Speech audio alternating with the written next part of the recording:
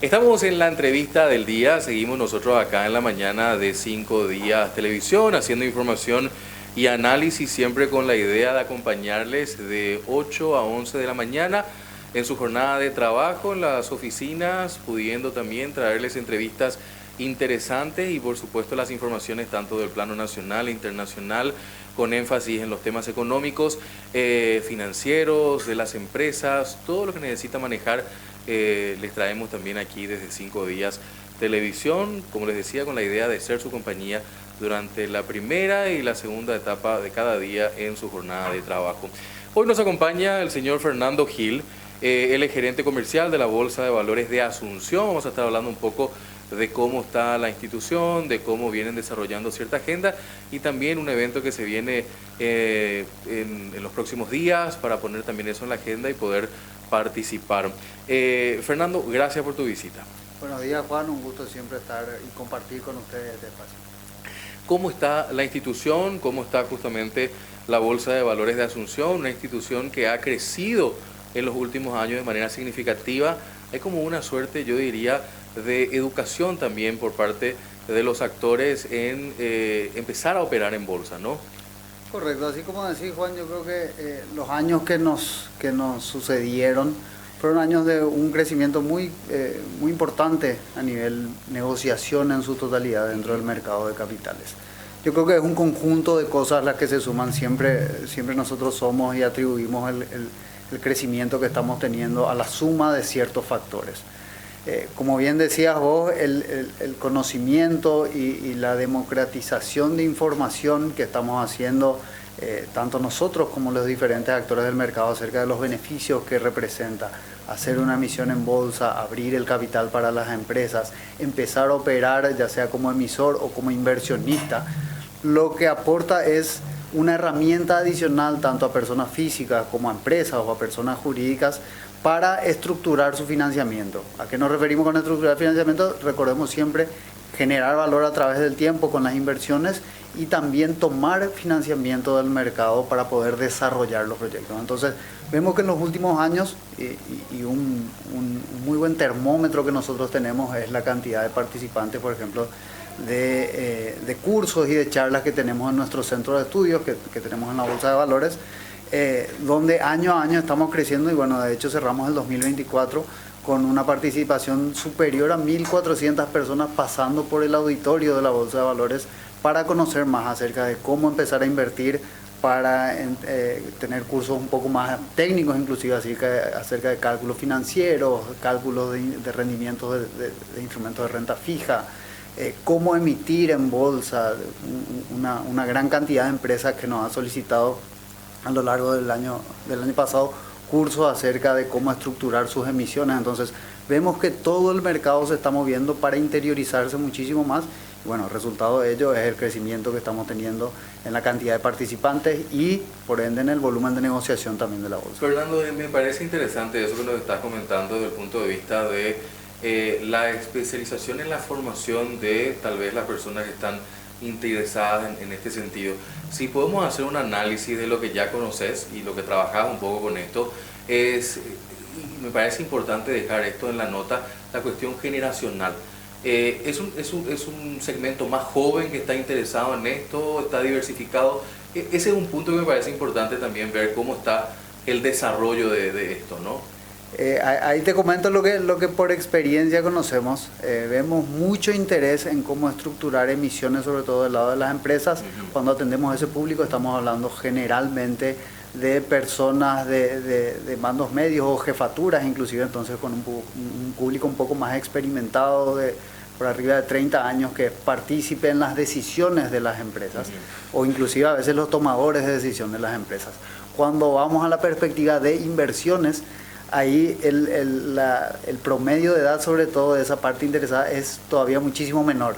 Estamos viendo y nosotros hacemos muchas charlas a nivel universitario, digamos, universidades de distintos puntos del país, muchísimas del interior inclusive, nos visitan todas las semanas para recibir alguna charla de inducción acerca del mercado de capitales.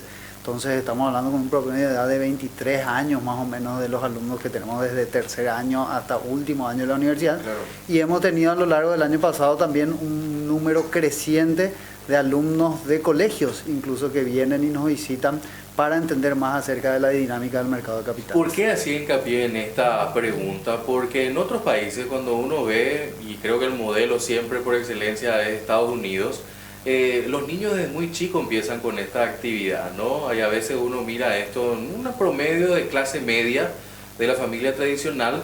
Los domingos a veces suelen venir en los periódicos la cuestión de cómo están los números en la bolsa, y un padre que le compra unas pequeñas acciones de repente al hijo y luego el hijo empieza a crecer eso. O sea, es como una cuestión que está instalada. Repito, en la clase media norteamericana eso es una cuestión que se vive y que luego ya van creciendo. Aquí como que se está empezando a vivir eso.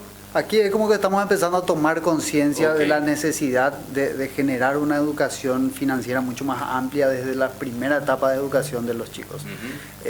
Nosotros, si bien obviamente no recibimos mucha información acerca de esa etapa inicial, los alumnos que recibimos y los interesados que recibimos son generalmente de últimos años de colegios o de universidades.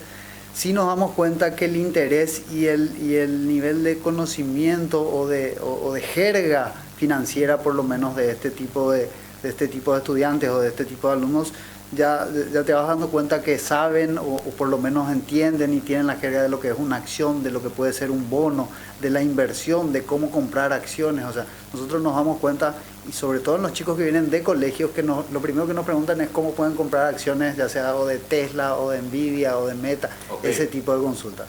Nosotros obviamente les explicamos que esos son mercados distintos, digamos. Una cosa es operar en el mercado de Estados Unidos, en la Bolsa de Valores de Nueva York o en Nasdaq.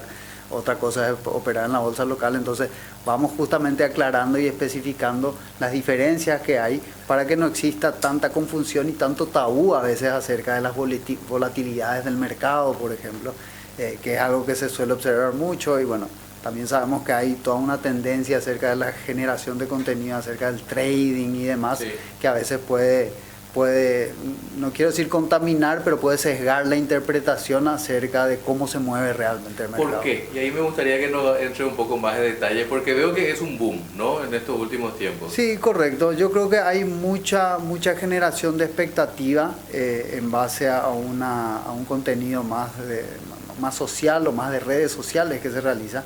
Pero bueno, nosotros siempre damos el ejemplo del mercado local, donde en el mercado local en realidad tenemos el 97% operando, y de lo que se opera es en realidad en instrumentos de renta fija. Es decir, no tenemos una volatilidad gigante acerca de los volúmenes ni de los instrumentos que se manejan, porque uno cuando compra un instrumento de renta fija, como bien podés saber, uno ya sabe de antemano cuánto va a ganar, porque ya sabe cuál es el interés que va a recibir, con qué periodicidad de pago. Entonces las características ya están dadas. Y es una seguridad también eso. Claro, es un instrumento un poco más conservador que un instrumento de renta variable. Los instrumentos de renta variable, justamente como su nombre lo dicen, uno no tiene la certeza ni el monto fijo de lo que va a cobrar a lo largo del tiempo, y lo que recibe básicamente es una expectativa acerca de cómo se va a desarrollar una empresa. Uno compra un título de propiedad, uno es dueño de una partecita de la empresa. Entonces cuando uno compra un título de renta fija, un bono, está comprando una deuda, independientemente a que la empresa le vaya bien o mal. La empresa tiene que pagar su deuda y va a pagar exactamente el monto que publicó que iba a pagar.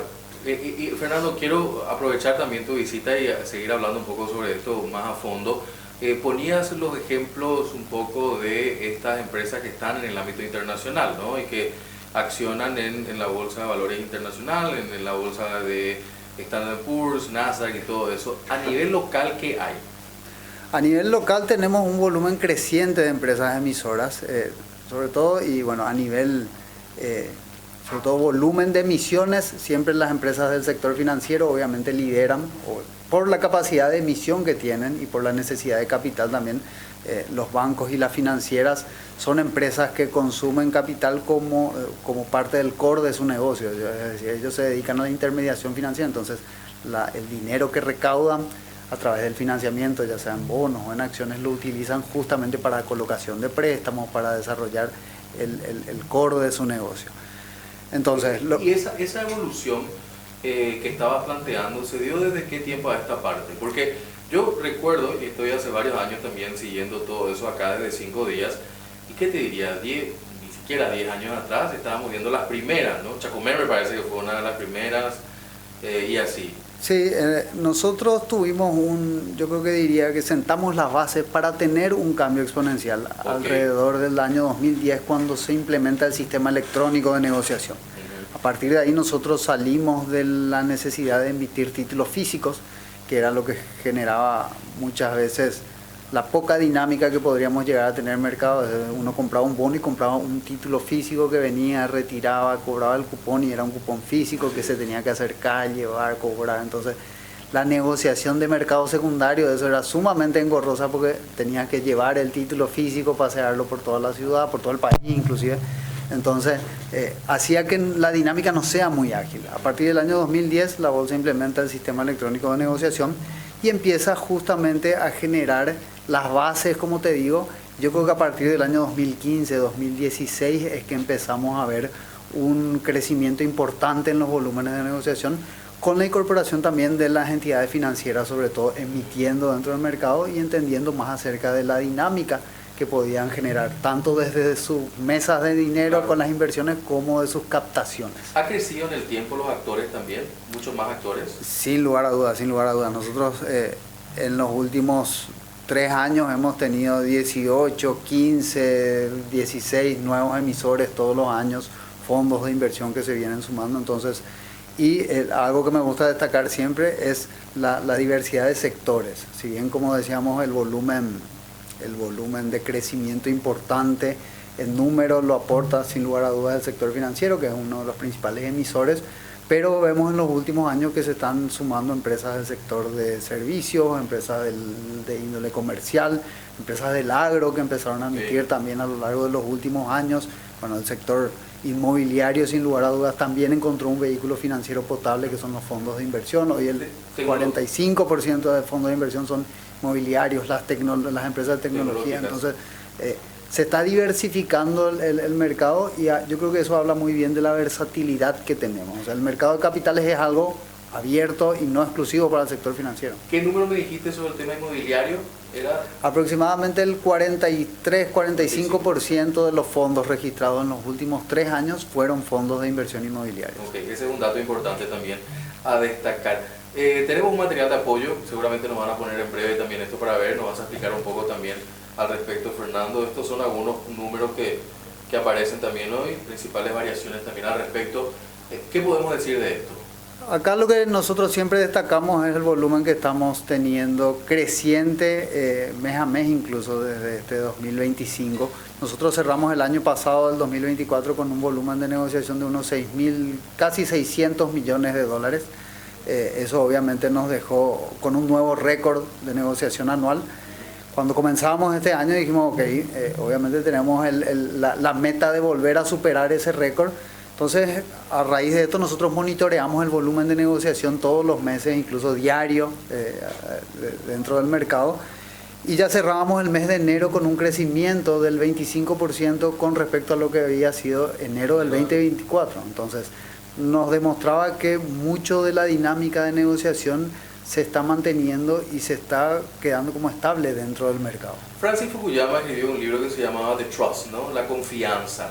Y me gustaría tomar como ejemplo de eso para preguntarte, ¿hay como una suerte de crecimiento en la confianza local? Entendiendo sí que tenemos ciertas variedades de situaciones que nos ponen siempre en ese entredicho de todavía nos falta construir esa confianza plena y general, pero empezamos a ver unos primeros albores de eso por los números que nos estás planteando.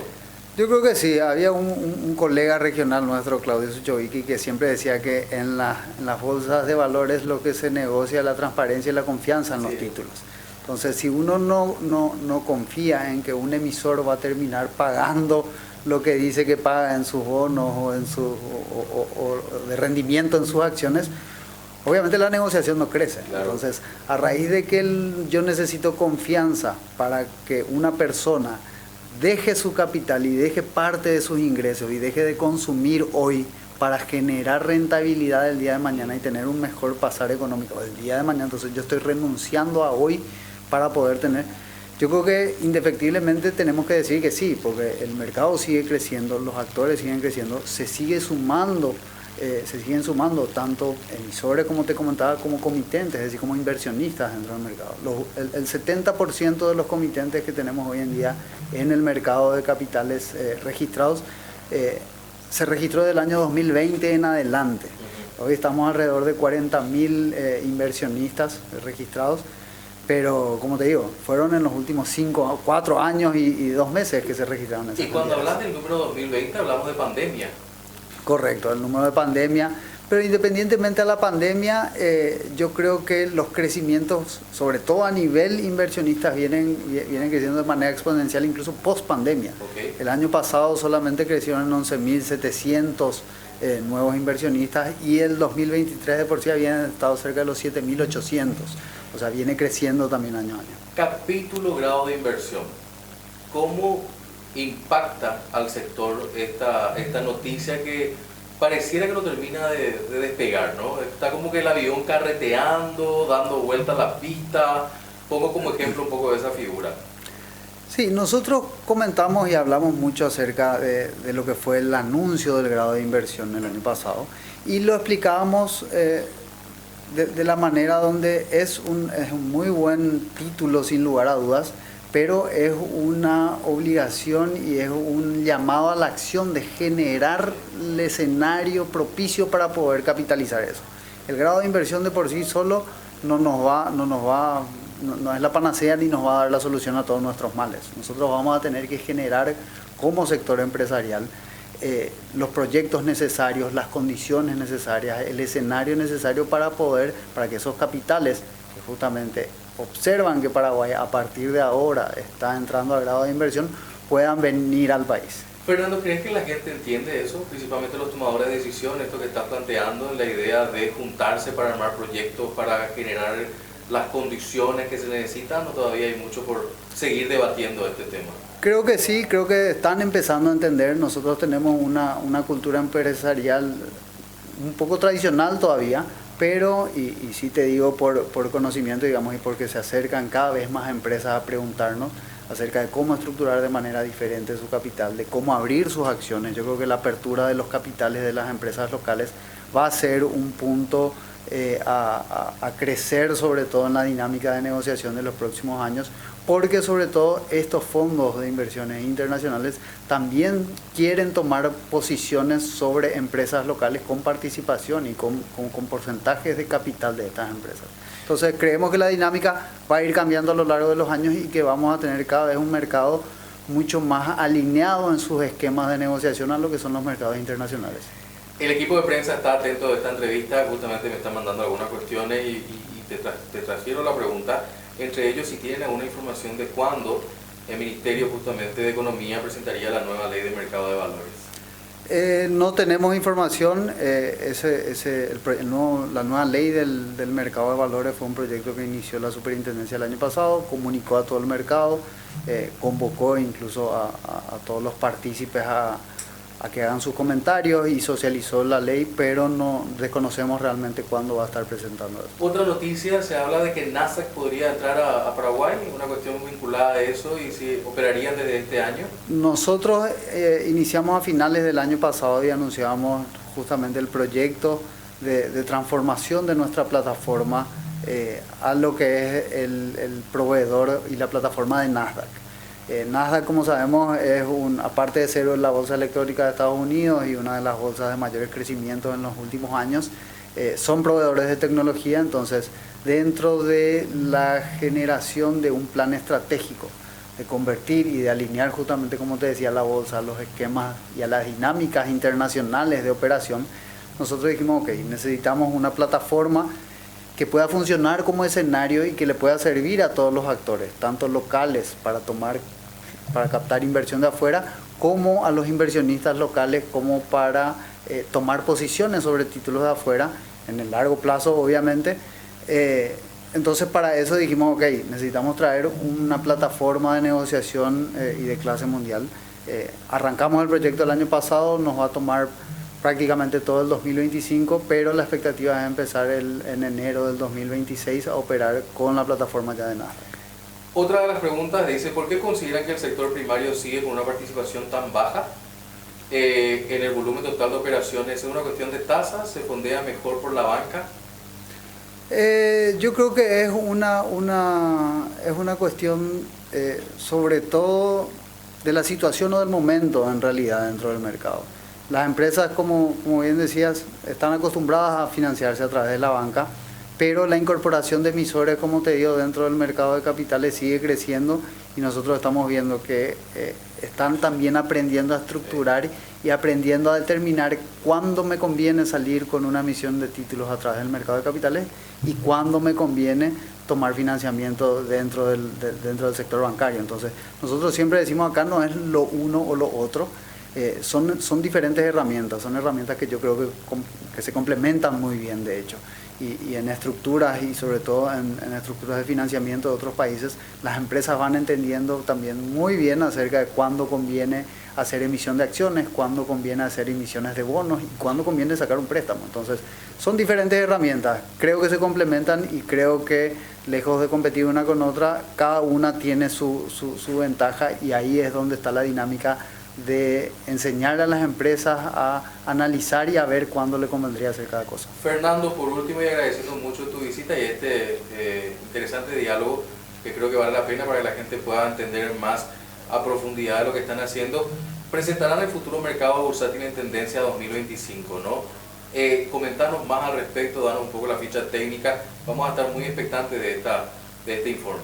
Sí, bueno, ahí comentarles que el jueves 27, la semana que viene, a las 18:30 horas esperamos al conjunto, digamos, de actores de mercado, sobre todo sector financiero y empresas emisoras, a participar de lo que va a ser una charla, la charla de tendencias 2025, donde vamos a contar con la participación de Eduardo Ibrahim.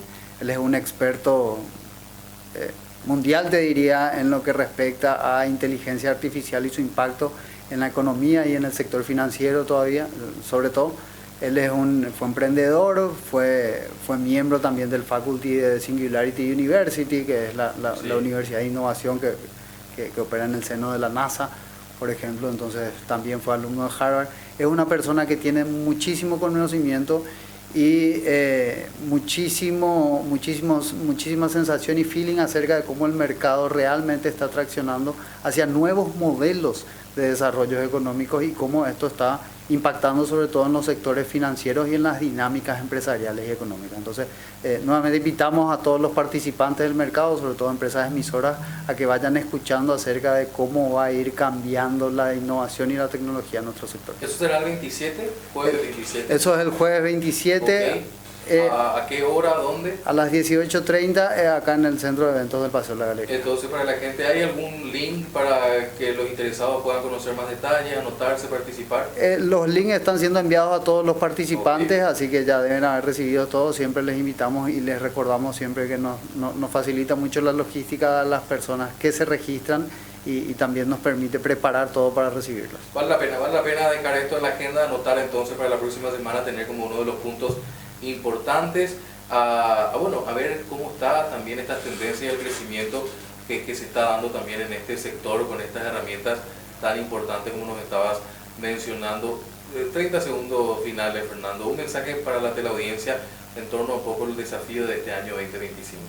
No, seguir operando y sobre todo al sector empresarial a que se siga sumando al mercado, que siga conociendo más acerca, como te decía antes, de esta alternativa adicional en lo que es la estructuración de financiamiento para los emisores y para los inversionistas que se acerquen a las casas de bolsa y que se interioricen acerca de cuáles son los instrumentos que pueden comprar. Como se escribe en las cartas, el PD, no lo último, después del saludo final, pero quiero aprovechar esto, el órgano regulador, ¿no? En cierta manera, la superintendencia, ¿cómo está un poco viendo el desarrollo de esto?